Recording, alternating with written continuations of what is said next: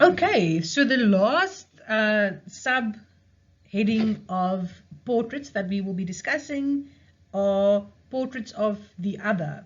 Now, importantly, this is not other portraits, it's portraits of the other, which I think we have mentioned already when we spoke about the nude figure, but just to refresh your memories, the other is that which is not us. For me as a woman, men are the other. So yeah, as a yeah, well, I think it will become more clear as we go through the slides. So let's see what's our first example. Okay, well, yes. First of all, here we have a painting by Géricault, a French painter. He made a study of such psychiatric patients, made an entire series of them during the 1820s. But yeah, well, yes, we can see from the expression on her face here, the mouth, the eyes, this lady is clearly crazy.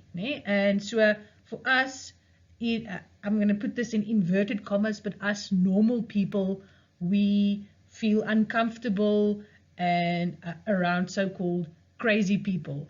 To them, to us, they are other.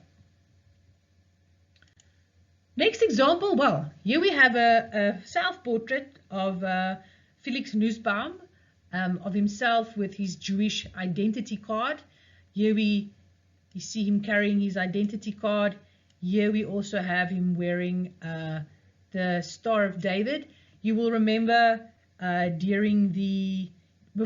leading up to and during the Second World War, Jewish people in Germany were required by the Nazis to wear the Star of David and to walk around with their identity cards to identify them as Jewish. Now, interestingly, Felix Nussbaum himself was a Jew, so to him, he's not an other. But to us, I'm assuming most of you are Christians, last year we had somebody who was a Buddhist. Maybe there are Buddhists out there among you as well, or atheists. I don't know what your beliefs are, but somebody who is Jewish to us are also an other, somebody that is different from us. And of course, quite a tragic history that the Jewish people have that we don't have to go into too much detail now, but that is all due to the fact that they are seen as being other to societies, to other Western societies. Let's have a look at our next example. Okay, well, this is an interesting painting by Rossetti, the beloved one. This is a painting that has been described as a so-called celebration of women. Apparently, Rossetti believed that we women enshrine the mysteries of existence. That's quite a floral language, but there you go. So the beloved, that of course is this woman here, the one in the middle. She is getting married. And now, first of all, we have to ask, oh, that's my phone, just ignore that. Where was it? Okay, so she is European Caucasian, and on the one hand, we have to ask ourselves immediately, is the fact that Rossetti has put her here in the middle a fact? Is that saying that he is implying the superiority of Western standards of beauty? But then, if we look a little bit further, we see that he actually includes a wide range of different ethnic types. This woman here at the back, that one, this one here, are not your even actually this eye that we see looking out there, they are not just your standard Western beauties. Furthermore, he also includes the The robe that the beloved one, the bride, is wearing is Japanese. In her hair we see Chinese hair ornaments. This African boy down here, this pendant that he's wearing is North African. So actually Rossetti is including quite a variety of different ethnic types. It's almost eclectic, a wide variety of different ones, spanning quite a distance across the globe. So there's a sort of a ambiguity in this painting then. Is he celebrating racial diversity on the one hand, or is he stating that Western beauty is superior? This is a question that you must think about for yourself and try and determine, what do you think, what is Rossetti trying to say? Let's see what's the next example. Oh, okay. This is an interesting installation piece by Carrie Mae Weems.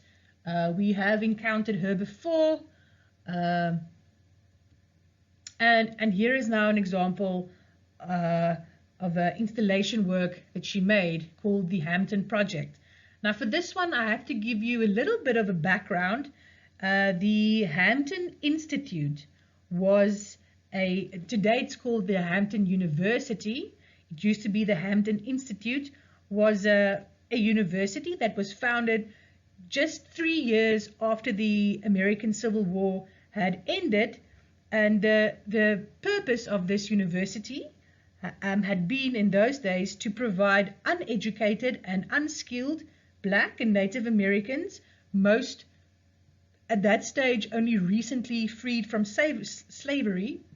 The Institute's purpose was to provide these guys with an education that would enable them to earn a living. Supposedly it was when the Hampton Institute turned 31, they asked a photographer by the name of Frances Benjamin Johnson, a woman.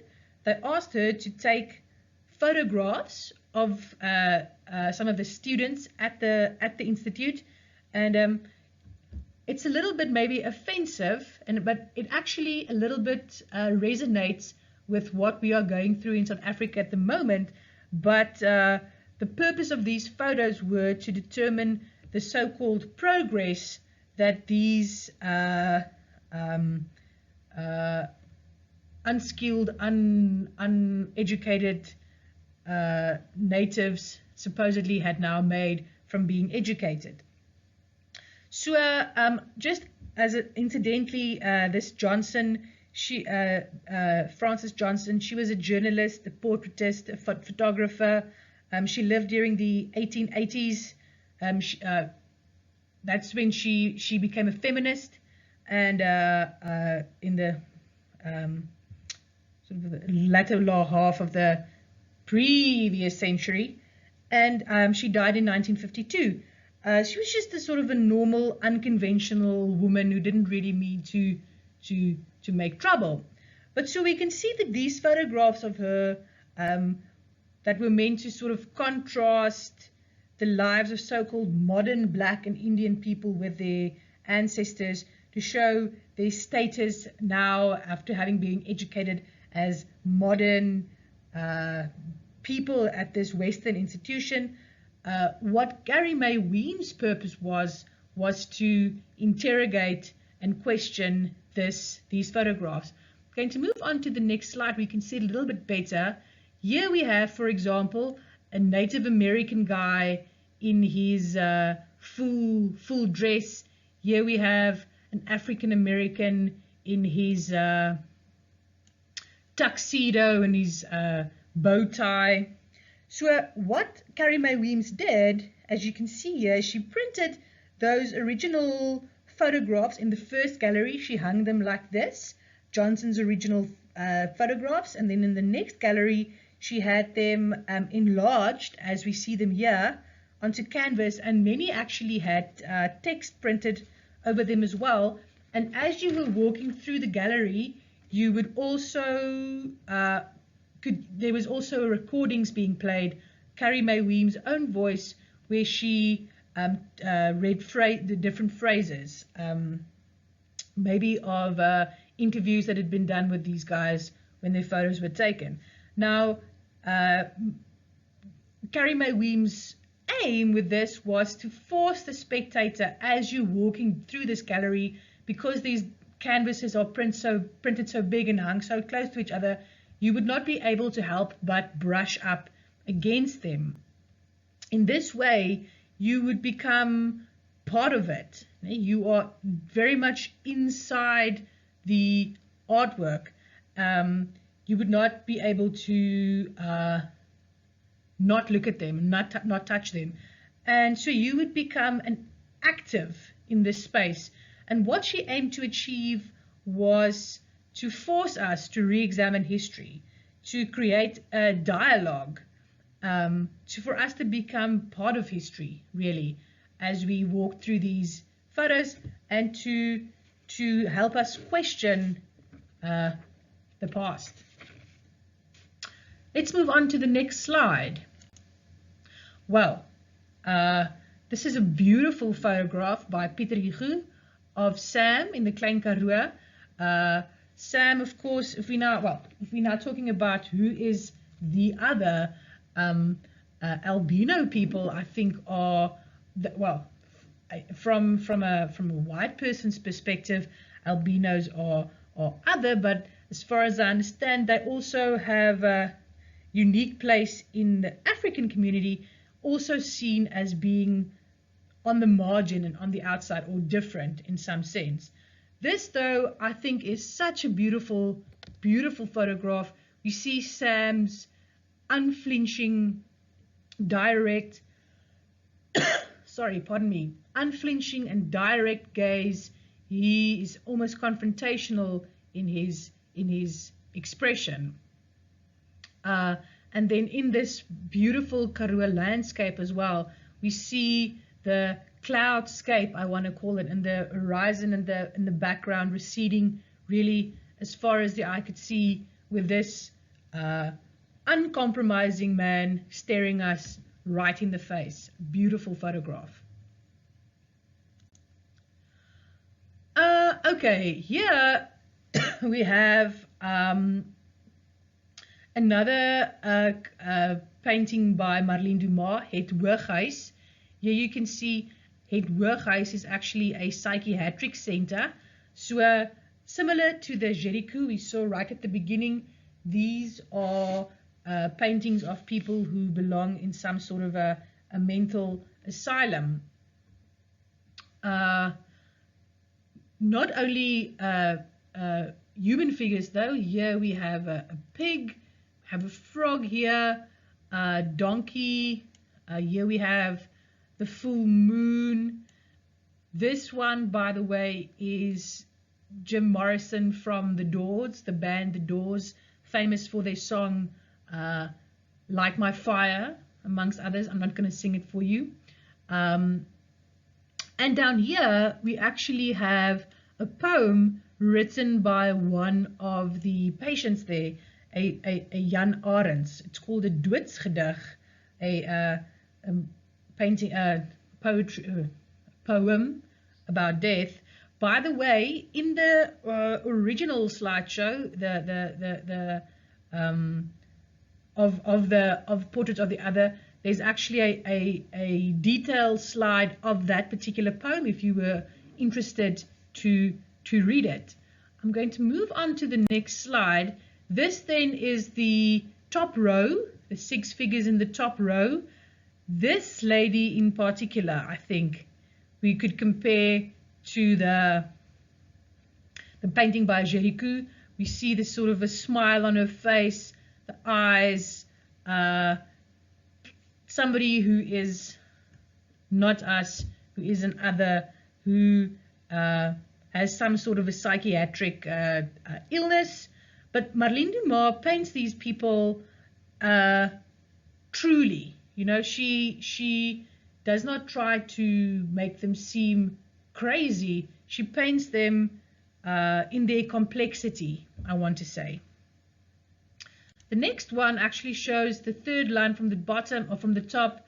The one here we see once again is Jim Morrison. Similarly, as well, similar to all the faces in this painting, the portraits, they are painted in Marlene Dumas' unique style. We can immediately recognize that it's her painting, and she treats these psychiatric patients, as I said, in their complexity. And like with the black drawings, the group portrait, which this is of course as well, it's their relation to each other and their diversity and their uniqueness in this being portrayed together that amplifies and emphasizes their unique subjectivities. All right, this is a final example. By the way, do go through the other slides. I know I've condensed this, but there are other interesting examples in the original slideshow as well that if you have questions, please contact me. But so this example, you can go and see, there's a link there in the notes, in the PowerPoint's notes. You can also go and listen to Marlene Dumas speaking about this painting. All that I want to say about it is just, well, it's Marilyn Monroe after she's passed away. And if the other, perhaps the epitome of the other, is when somebody has died, when they are not alive anymore, they are not animated, effectively they are dead.